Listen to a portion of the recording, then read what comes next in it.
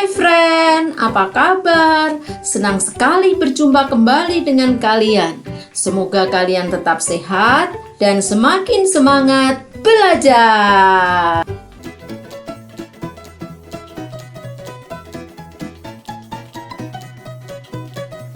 Kali ini kita akan membahas tentang ikatan kimia. Guys, pernahkah kalian memikirkan bagaimana atom H dengan atom O itu terikat sehingga membentuk air?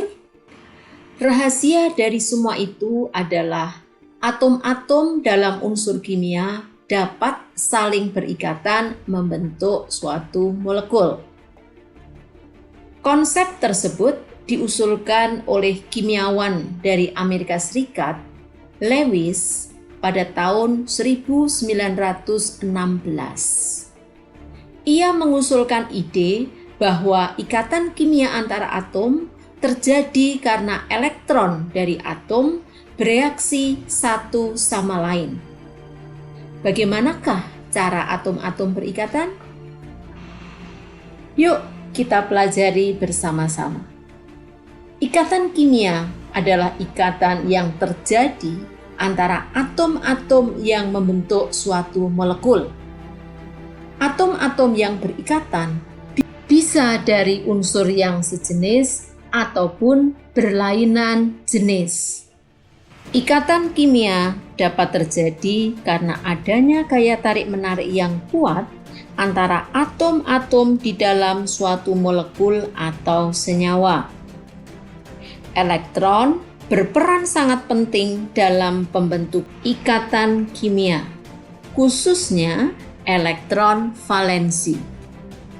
Elektron valensi merupakan elektron yang terdapat pada kulit terluar dari suatu atom. Dan elektron valensi ini berperan dalam pembentukan ikatan kimia. Dalam tabel berikut ini, kita dapat melihat elektron valensi dari unsur-unsur golongan utama. Golongan 1A hingga 8A. Di sini, untuk 1A, konfigurasi elektron terluarnya adalah Ns1 atau 1s1, sehingga sama dengan 1. Untuk golongan 2A, elektron valensinya 2, 3A, elektron valensinya 3, dan seterusnya hingga golongan 8A, elektron valensinya 8. Untuk menggambarkan elektron valensi yang dimiliki oleh suatu atom digambarkan dengan struktur Lewis. Kita dapat memperhatikan untuk golongan 1A dituliskan dengan 1 titik. Golongan 2A diberikan 2 titik. 3A 3 titik. 4A 4 titik. 5A 5 titik. 6A 6 titik. 7A 7 titik. Dan 8A 8 titik.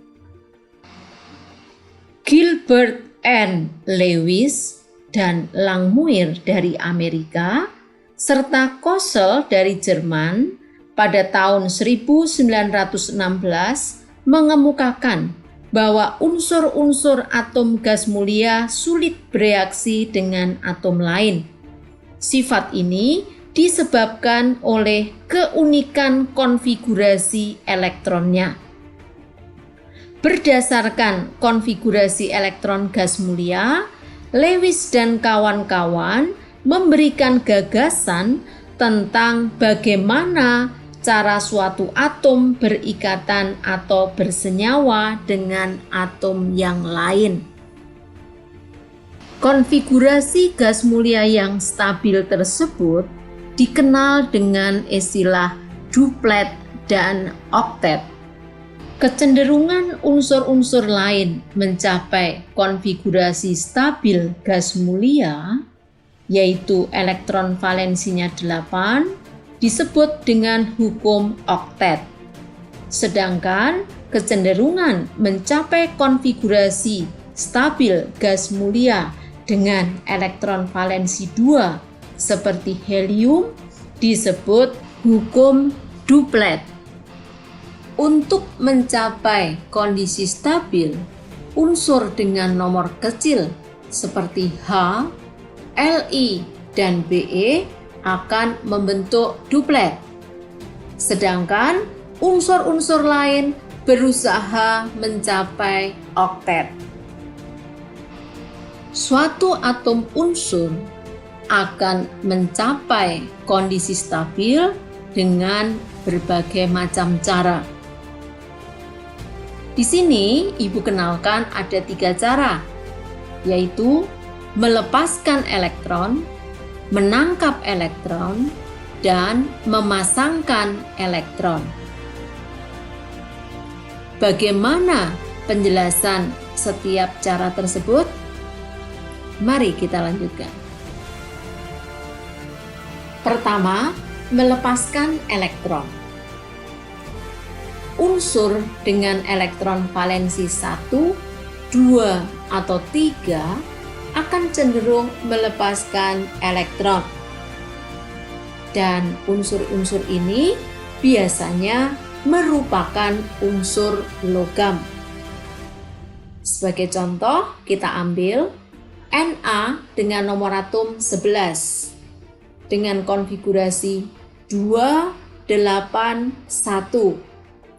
Berarti elektron valensinya sama dengan 1. Dengan demikian, Na akan melepaskan 1 elektronnya, sehingga membentuk ion Na+. Persamaan reaksinya adalah Na menjadi Na+ ditambah 1 elektron. Dengan demikian, konfigurasi elektronnya berubah dari 281 menjadi 28. Hal ini mirip dengan konfigurasi dari neon. Contoh lain, kita ambil magnesium. Mg dengan nomor atom 12, konfigurasinya 282.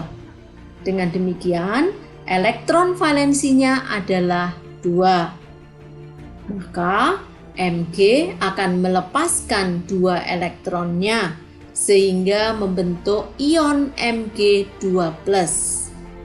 Kita lihat persamaan reaksinya, Mg menjadi Mg2+ ditambah 2 elektron.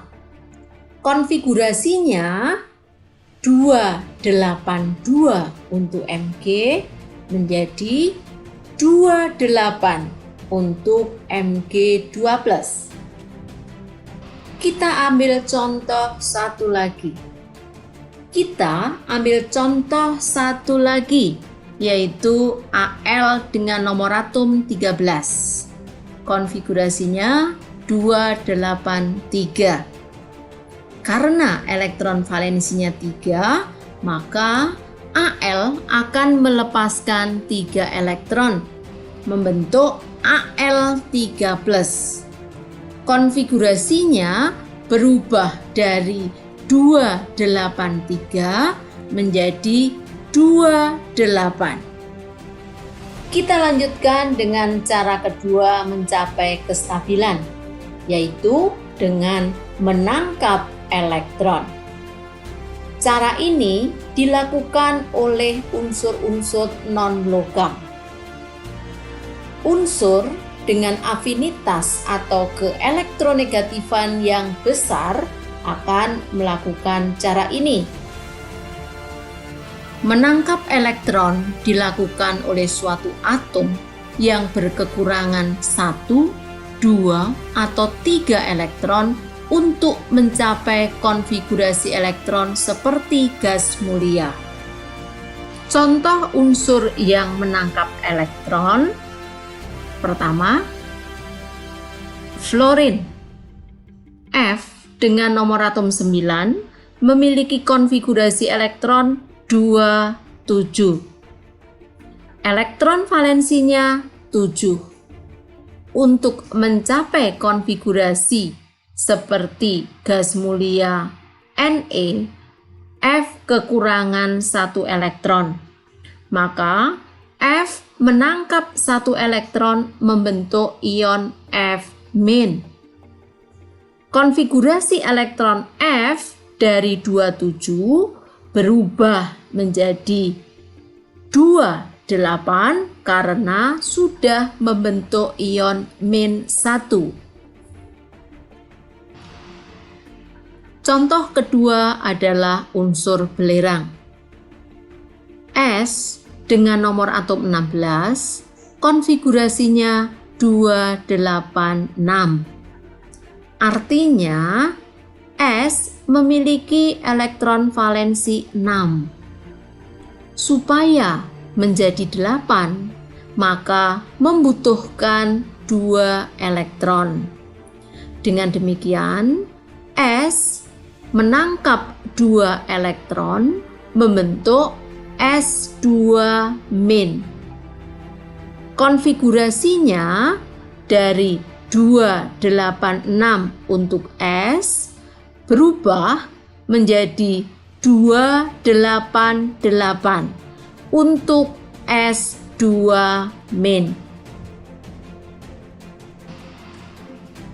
Yups, sekarang kita sampai pada cara ketiga untuk mencapai keadaan stabil, yaitu memasangkan elektron.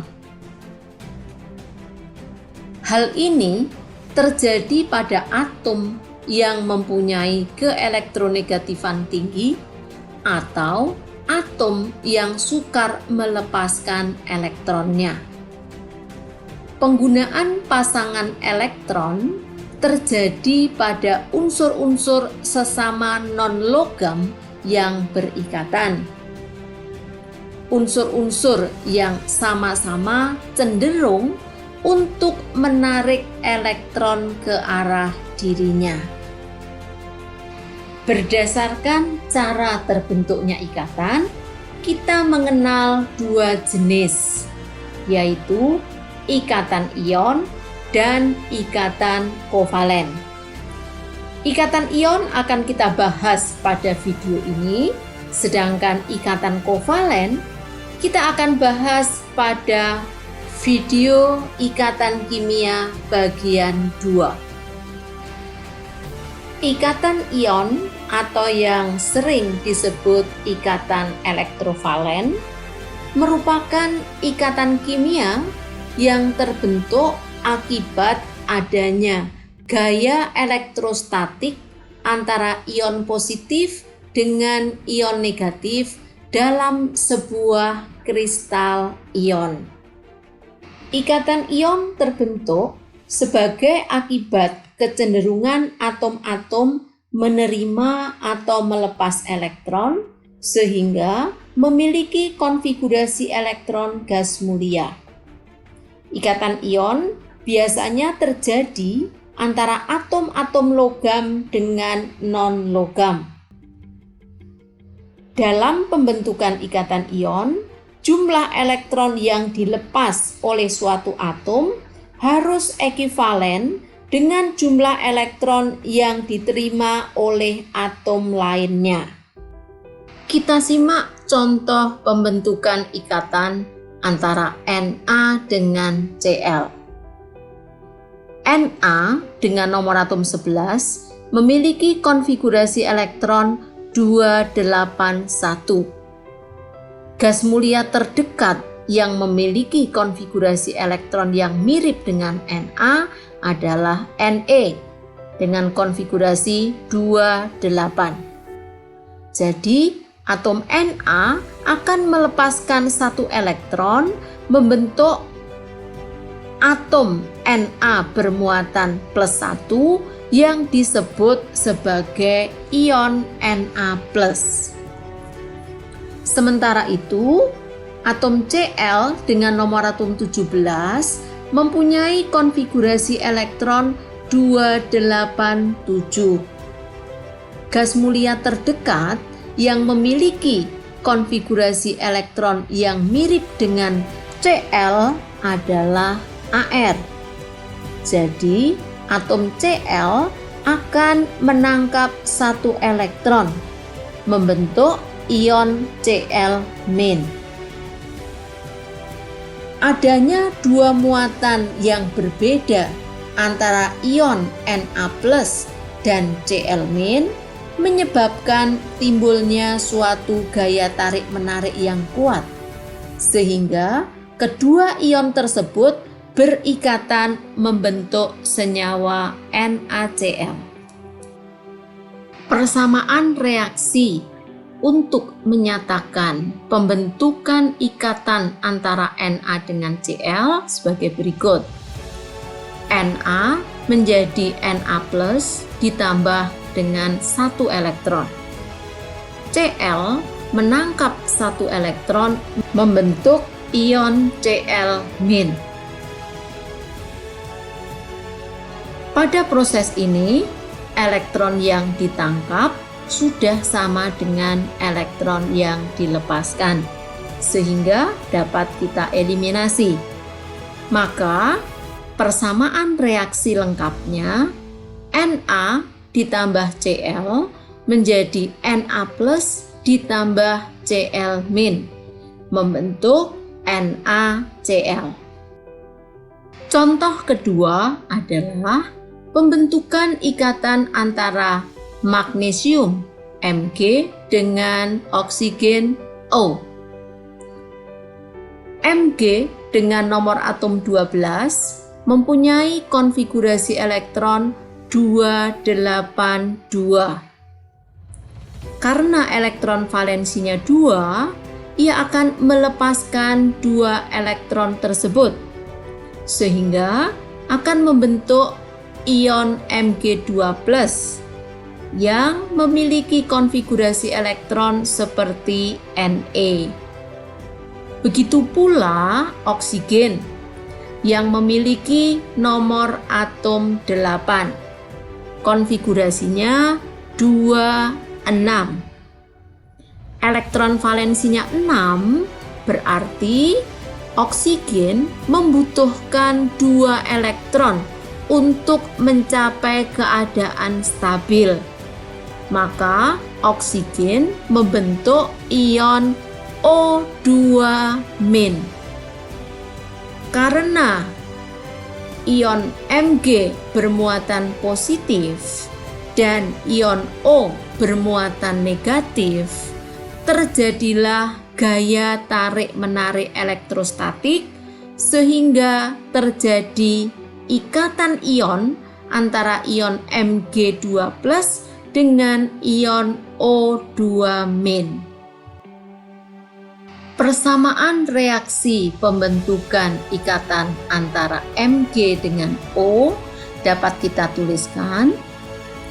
Mg menjadi Mg2+ ditambah 2 elektron. O ditambah 2 elektron membentuk O2-. Elektron yang dilepaskan 2, yang ditangkap 2. Sudah sama, jadi dapat kita eliminasi. Akhirnya, 2 persamaan tadi kita jumlahkan menjadi Mg ditambah O menjadi Mg2+ ditambah O2- menjadi MgO. Pembentukan kalsium klorida CaCl2 berasal dari atom Ca dengan klorin. Ca dengan nomor atom 20 mempunyai konfigurasi 2882. Sedangkan Cl dengan nomor atom 17 konfigurasinya 287. Kalsium bereaksi dengan klorin membentuk kalsium klorida. 2 elektron pada kulit terluar dari atom kalsium akan diberikan kepada atom klorin untuk memenuhi kulit terluarnya. Dengan melepaskan 2 elektron, maka kalsium membentuk ion Ca2+. Dengan konfigurasi elektron 288, seperti konfigurasi elektron gas argon. Sedangkan 2 atom klorin masing-masing menerima 1 elektron dari kalsium membentuk ion klorida. Akhirnya konfigurasi elektronnya 288, sehingga sama dengan konfigurasi elektron gas argon. Karena ion Ca2+ bermuatan positif, sementara klorin bermuatan negatif, maka terjadi gaya tarik-menarik elektrostatik antara Ca2+ dan Cl-. Terjadilah ikatan ion. Pembentukan ikatan antara kalsium dengan klorin dapat kita tuliskan persamaan reaksinya. Ca menjadi Ca2+ ditambah dengan 2 elektron. Sementara Cl2 ditambah dengan 2 elektron menjadi 2 Cl-. Jumlah elektron yang dilepas sudah sama dengan yang ditangkap, maka kita eliminasi. Akhirnya, persamaan reaksinya adalah Ca ditambah Cl2 menjadi Ca2+ ditambah 2 Cl- menjadi CaCl2. Setelah kita memahami proses pembentukan ikatan ion, kita perlu mengetahui tata cara penulisan rumus senyawa ion yang terjadi. Pertama, tuliskan ion positif terlebih dahulu diikuti dengan ion negatif. Jangan sampai terbalik ya.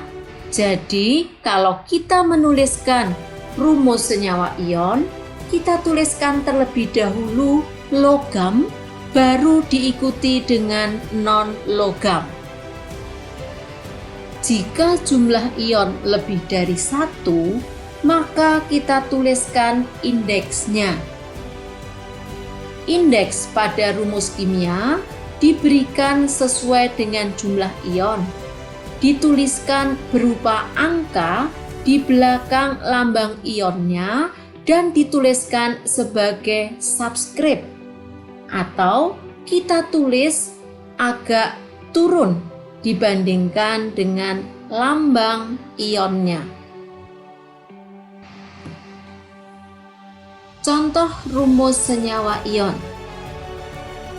Pertama, BaCl2. Kita tuliskan demikian karena Ba golongan 2A, berarti melepaskan 2 elektron membentuk ion Ba2+. Sementara Cl golongan 7A menangkap 1 elektron. Artinya dibutuhkan 2 atom Cl untuk membentuk 2 ion Cl-, sehingga terbentuk senyawa BaCl2. Contoh kedua, 1 ion K+ dengan 1 ion F- membentuk senyawa Kf. Contoh ketiga, atom Na berikatan dengan atom I dengan membentuk ion Na+ dan ion I-. Karena muatannya sama tetapi berlawanan, maka terbentuklah NaI. Contoh berikutnya adalah LiF yang berasal dari ion Li+ dengan ion F-. Karena muatan keduanya adalah +1 dan -1, maka tidak ada angka indeks di sini. Contoh berikutnya adalah ion Na+ dengan ion S2-. Karena Na bermuatan +1, sementara S bermuatan 2-, maka Na dibutuhkan 2. Sehingga rumusnya menjadi Na2S. Contoh ke-6. Kalsium dengan oksigen. Kalsium golongan 2A membentuk ion Ca2+. O golongan 6A membentuk ion O2-. Dengan demikian, senyawa yang terbentuk adalah CaO.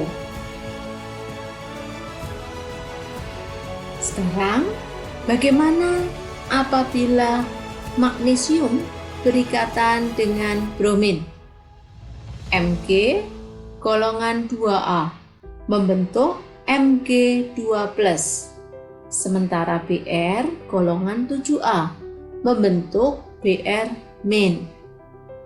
Karena Mg2+, sementara Br-nya min, Br perlu kita kalikan 2. Senyawa yang terbentuk adalah MgBr2.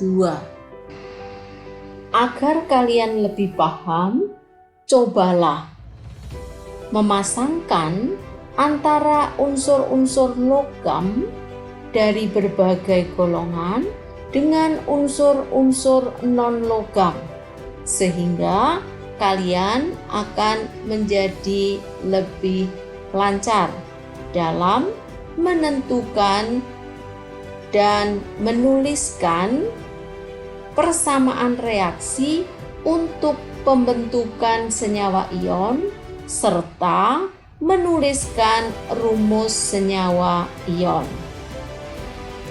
Misalnya, Al dengan S, Al dengan Br, Ba dengan Br, K dengan S, Na dengan F, Sr dengan O. Selamat mencoba dan terus belajar. Selanjutnya kita kenali ciri-ciri senyawa ion.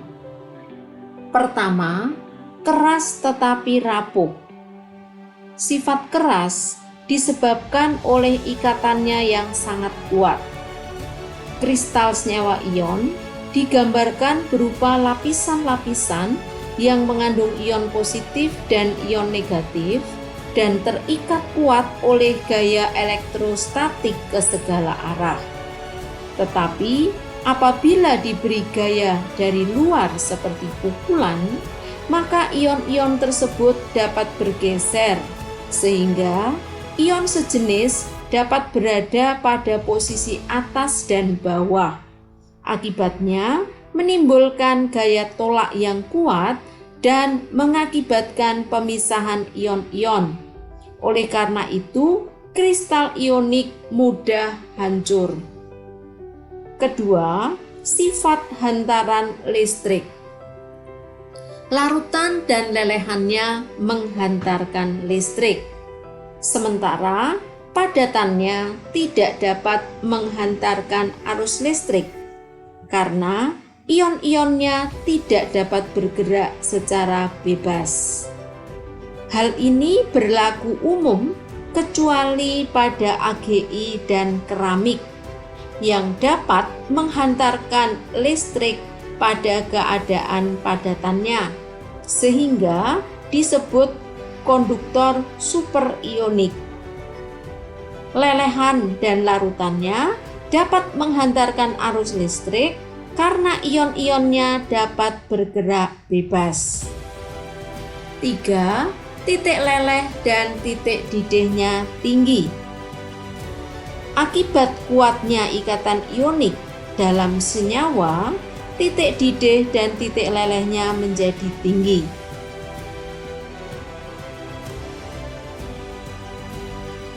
4. Larut dalam air tetapi tidak larut dalam pelarut organik. Senyawa ion dapat larut dalam air karena bersifat polar, sehingga air dapat mengatasi gaya elektrostatik dari senyawa ionik yang mengakibatkan pemisahan ion-ion atau disebut pelarutan. Kita telah menyelesaikan pembelajaran tentang ikatan ion. Jangan lupa untuk menonton video selanjutnya tentang ikatan kovalen. Terima kasih kalian sudah belajar bersama saya. Dan jangan lupa subscribe, like, komen, dan share. Kita akan jumpa lagi pada video selanjutnya.